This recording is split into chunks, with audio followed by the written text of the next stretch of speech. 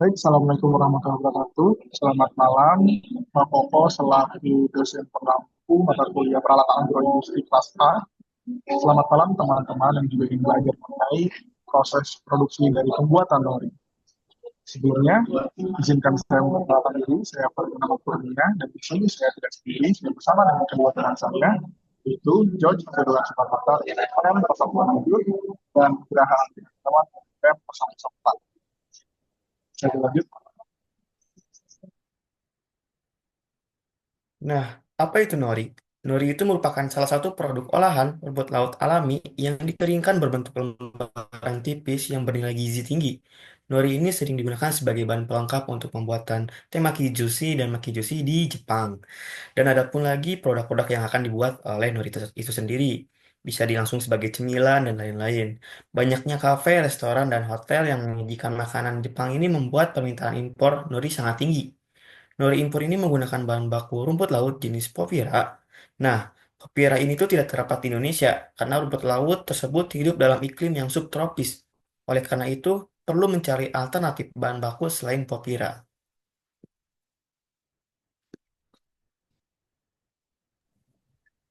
Baik, untuk selanjutnya, alat yang digunakan dalam pembuatan nori yang pertama ada receiving tank, yang dimana receiving tank ini berguna untuk menyimpan rumput laut yang baru dipanen agar sebagai semacam storage untuk kemudian rumput laut akan diproses. Nah, yang kedua itu ada belt conveying, yang dimana belt conveying ini sebagai transportasi bahan, baik itu dari bahan mentah, bahan setengah jadi, bahkan sampai bahan jadi. Nah, yang ketiga itu ada rotary drum washing. Nah, di rotary drum washing ini digunakan untuk mencuci dan juga menghilangkan garam serta kotoran yang ada di rumput laut. Namun kenapa namanya rotary drum washing? Rotary yang di sini yang dimana dimaksud sebagai perputaran. Perputaran sini berfungsi agar pencucian menjadi merata. Boleh next.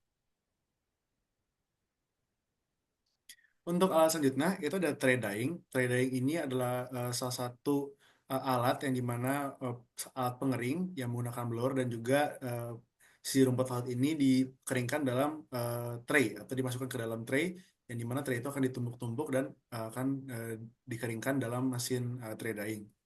Yang kedua itu ada grinding machine. Grinding machine ini juga digunakan sebagai untuk menggiling atau mencacah si rumput laut menjadi bentuk bubuk.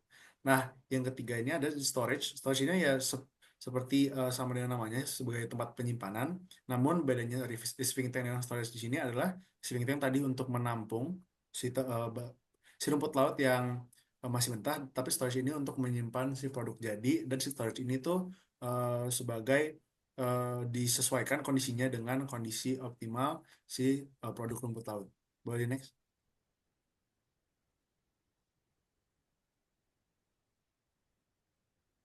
Nah, mungkin untuk alat selanjutnya itu ada mesin cetak. Mesin cetak di sini adalah digunakan untuk mencetak rumput-rumput laut yang bahan mentah tadi, yang sudah digiling, yang sudah dicuci juga, dan dicetak dalam mesin cetak dan agar menjadi bentuk lembaran.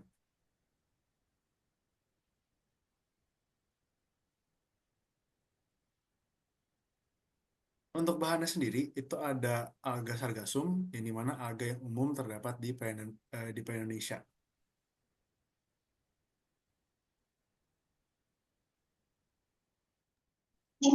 Baik, untuk prosesnya, di sini ada 6 proses. Yang pertama ada pencucian. Pencucian dilakukan dengan 5 kali pencucian, kemudian dilanjutkan dengan perebusan, dan dilanjutkan dengan penyedotan, kemudian pencetakan, pengeringan, lalu terakhir pengemasan.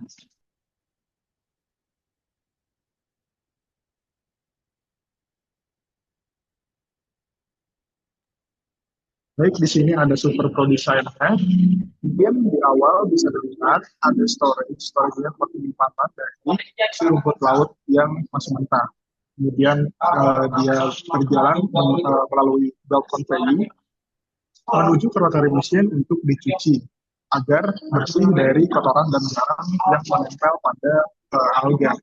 Kemudian melalui belt conveying lagi dia masuk ke dalam tray drying yang mana tujuannya untuk mendehidrasi dari alga ini.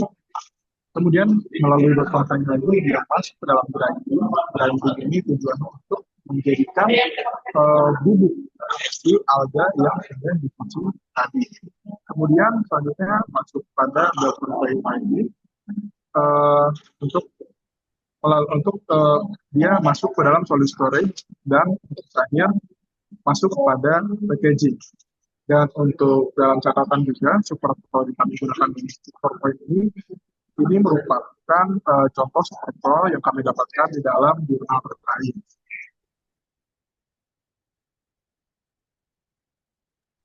So, the next. Nah, pendahuluan yang pertama, kita tuh melihat dulu apa sih problem yang terdapat di Indonesia ini. Nah, Indonesia merupakan salah satu penghasil rumput laut terbesar di dunia, namun itu pun dikurang juga dengan potensi besar pada jenis rumput laut hijau ulva. Nah, ulva ini tuh tumbuh di Indonesia tuh sangat subur, terdapat di wilayah seperti NTT, Pangandaran, dan Makassar, serta memiliki kandungan protein yang lebih tinggi dibandingkan popira pada umumnya. Bahan baku nori itu terdapat pada subtropis. Potensi ini membuka peluang bagi Indonesia untuk memproduksi nori itu sendiri, berbasis ulpa sebagai alternatif lokal yang kompetitif. Namun pemanfaatannya ulpa tersebut sebagai bahan baku nori masih menghadapi kendala dalam budidaya dan produksi skala industri. Nah, produksi nori ini juga kita sudah survei juga di salah satu uh, homemade rumahan, industri rumahan, yaitu namanya Noribet. Beliau rumah homemade itu memproduksi sebuah nori yang berbahan dasar ulpa. Nah, di sini tuh mereka menawarkan potensi besar untuk produk lokal Indonesia yang kompetitif di pasar global, dan ulpa ini tuh dimanfaatkan dan kandungannya pun sangat tinggi, proteinnya maupun dan lain-lainnya, menjadi bahan baku alternatif yang lebih murah dibandingkan Povira. Proses produksinya ini meliputi pencucian manual, perebusan, percetakan, pengeringan, dengan blower dan pemanggangan. Produk akhir dikemas untuk pasar lokal dan ekspor dengan efisiensi waktu sekitar 8 jam dan kapasitas 140 kg per hari. Nah, Nori Ulpa ini memiliki potensi unggul, optimalisasi teknologi dan kolaborasi dengan petani serta pemerintah dapat memperkuat posisinya di pasar internasional. Bahkan sampai nasional pun ini bisa jadi hal alternatif buat bahan baku Nori itu sendiri. Nah, kita melihat tinjauan pustaka, kita melihat pada Super Pro Designer bahwasanya kita bisa melihat perangkat ini lunak simulasi proses untuk mengevaluasi kelayakan teknis dan ekonomi bioproses. Nah, penelitian ini membuktikan perangkat ini efektif untuk analisis pencernaan anaerobik, pinase, dengan hasil finansial layak pada laju aliran 25 meter kubik per jam. Dan selanjutnya yaitu mass balance, yang dimana kita bisa menghitung dan melacak aliran massa dalam sistem berdasarkan hukum kekalahan massa.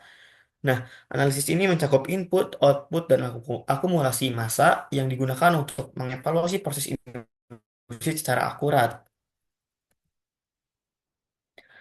Nah, selanjutnya kita menggunakan metodologi penelitian itu seperti apa.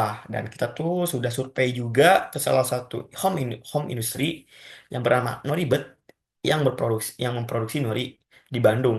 Dan data tersebut kita peroleh melalui wawancara dengan owner langsung, yaitu Ibu Atika. Melalui observasi dan proses produksinya kita melihat langsung secara di lapangan, dan studi literatur juga kita melihat. Yang pertama, kita pengumpulan data melalui data primer dan wawancara, data sekunder, dan literatur terkemuka yang ada di file-file yang kita telah teliti juga. Selanjutnya, observasi di lapangan, mengamati juga proses produksinya dari awal sampai akhir sehingga menjadi produk itu sendiri. Selanjutnya itu analisa proses, menilai dari segi waktu, kualitas, dan peluang optimalisasi teknologinya. Selanjutnya ada evaluasi teknologi, menilai bahwasannya alat itu tuh sederhana seperti blender, cetakan silikon, dan blower. Bahkan pengering pun juga ada untuk meningkatkan aspek efisiensi dan keberlanjutannya. Dan yang kelima yaitu menyusun rekomendasi, yaitu mengusulkan adopsi teknologi modern seperti mesin pencuci otomatis dan alat pengering skala industri untuk meningkatkan efisiensi dan skala produksi.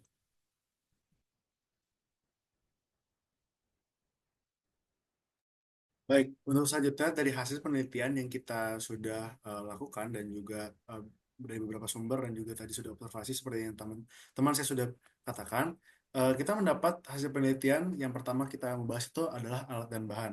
Nah, alat dan bahan ini gimana kita analisanya? Yaitu kita menganalisa dengan pertama kita mewawancara dan juga pergi ke kunjung industri ke Noribet, dan itu kita bandingkan dengan eh, mesin-mesin ataupun alat dan juga bahan yang berskala industri yang ada di jurnal-jurnal maupun ada di marketplace.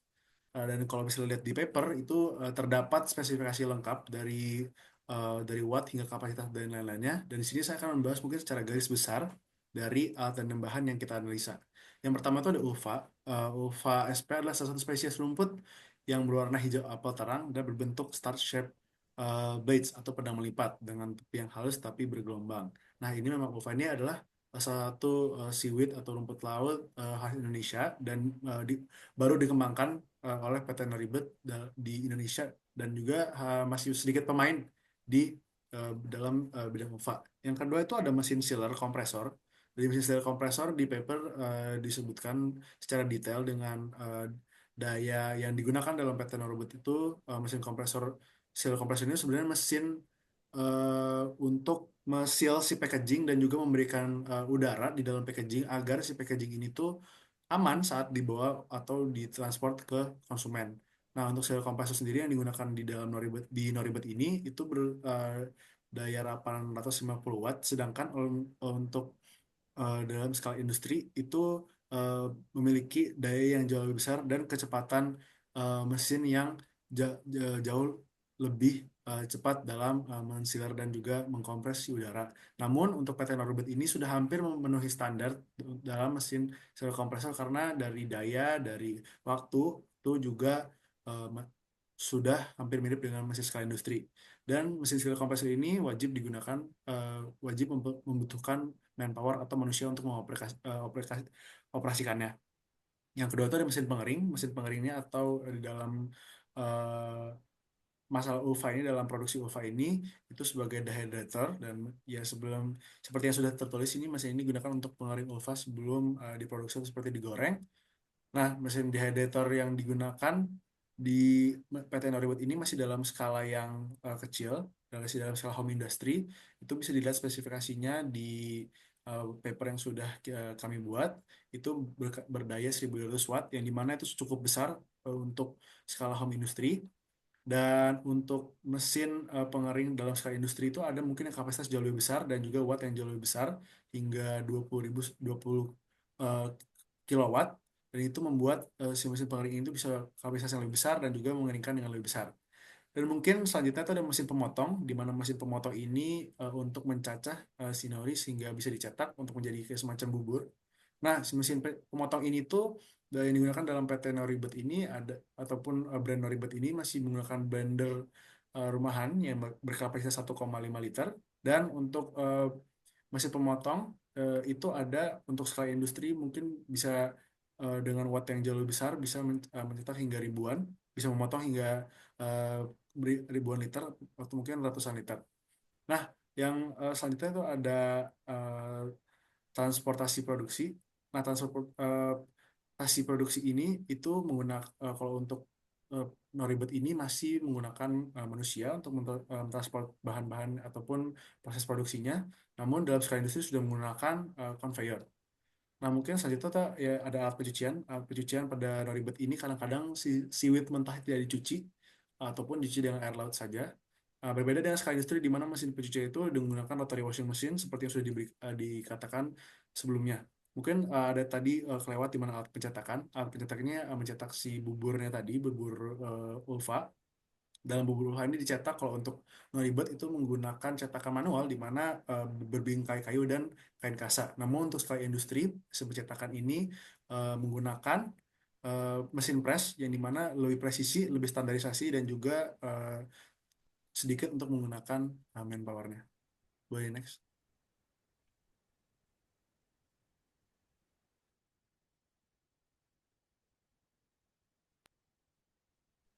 Dan ada proses. Untuk proses dari produksi Noribet ini mencakup pertama ini ada pencucian. Pencucian ini di mana dilakukan dengan 5 kali, seperti yang sudah saya bilang di awal tadi, dengan menggunakan bahan manual. Dan hal ini tuh efektif karena untuk mengurangi kotoran. namun akan memakan waktu lama dan banyak karena membutuhkan power dan juga manual. Sistem mekanis seperti rotary drum mesin itu dapat dijadikan opsi utama sebenarnya jika akan dilakukan produksi dengan skala industri. Dan untuk kemudian selanjutnya ada perebusan anti-bunga. Di dalam proses ini Wolfa akan merebus dengan tambahan bumbu seperti garam yang untuk memberi rasa akhir dan mempertahankan warna dari si alkohol itu sendiri. Kemudian dengan dengan rumah tangga dengan daya kurang lebih 3 watt yang digunakan untuk dengan skala kecil.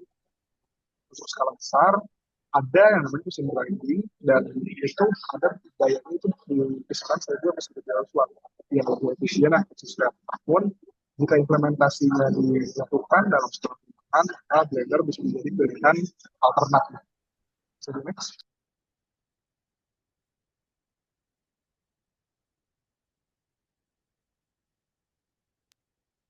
Selanjutnya ada pencetakan. Kita masuk kepada proses pencetakan yang masih menggunakan metode yang dengan menggunakan cetakan digitalis dan masih sama seperti hal ini dilakukan karena masih dalam skala rumahan, tapi hasilnya masih konsisten. Dengan menggunakan sistem otomatis seperti alternatif sebagai opsi yang umum dilakukan oleh skala industri, ini dapat dia menghasilkan 10.000 lembar. Ya, 10 dan selanjutnya ada pengurangan. Pengurangan ini dimana ini nanti disiram dehydrator bersuhu optimal 80 derajat Celcius. Jadi kapasitas 24 layer plus pada 6 layer yang waktu pengurangan sekitar 5 jam untuk mendapatkan hasil tekstur yang maksimal. Menggunakan daya 2500 sampai 2004, mesin ini menjaga stabilitas operasi dengan kapasitas listrik yang tersedia dalam skala rumahan ini hanya 2.200 watt. Dan untuk pemenuhan skala industri diperlukan mesin dengan kapasitas lebih besar atau penambahan unit dehydrator wood unit. Lanjut.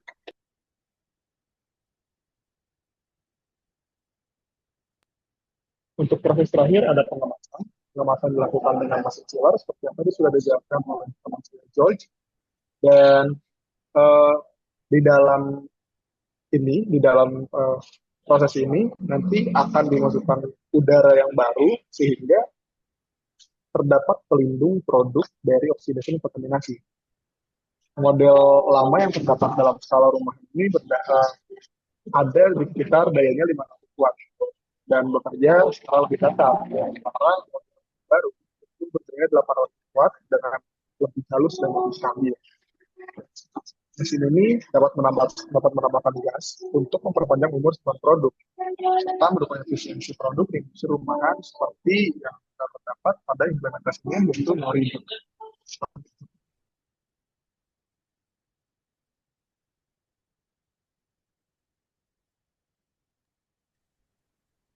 Baik, selanjutnya itu akan kita masuk ke perhitungan, di mana di perhitungan ini dalam produksi ribet tuh bahan sebesar 1 sampai 3 kilo ini perharinya, perharinya tuh 1 sampai 3 kilo untuk rumput laut mentah sebagai input ke prosesnya dan didapat hasil sampai pengeringan itu 124 lembar nori, di mana satu packaging berisi 3 lembar yang memiliki berat 1,5 gram. Nah, berdasarkan data di atas tuh kita menghitung mass balance, ya di mana mungkin sebelum masuk sini mass balance itu sebenarnya adalah persamaan di mana input harus sama dengan output dan juga byproduct seperti yang ada di rumus di bawah. Dan ini menghitung input di mana 1 sampai 3 kilo kita ambil nilai tengahnya 2 kilogram per 8 jam. Output itu dengan 124 dibagi 3 per packaging, 41,33 kali 1,5 gram, menjadi 62 gram per 8 jam. Dan produk sampingan tuh hasil si input dikurang output itu 1.938 gram. Nah, kita masukin ke persamaan dan hasilnya tuh sama. Nah, sebenarnya kenapa bisa produk sampingan tuh sampai besar sekali? Karena di paper juga disebutkan bahwa ada menurut penelitian bahwa nori itu apabila dikeringkan bisa mengurangi bobot nori hingga 78 sampai 80%. Oleh karena itu, bobot semakin sangat kurang secara signifikan. Next.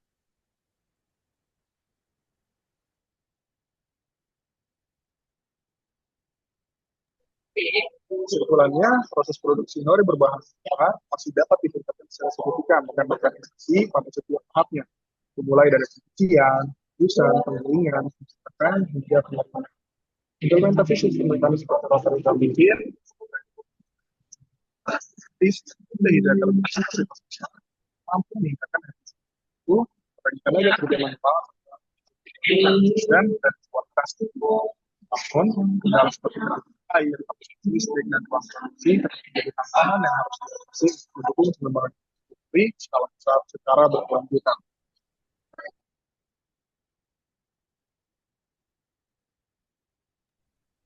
Untuk saran, produksi Noribet itu memerlukan penambahan daya listrik untuk mendukung operasional setiap tahap secara bersamaan. Karena dalam produksi Noribet ini, setiap persamaan yang menggunakan listrik karena daya daya itu sangat besar, jadi tidak bisa digunakan mesin-mesin seperti chiller dalam di saat si itu di dehydrator.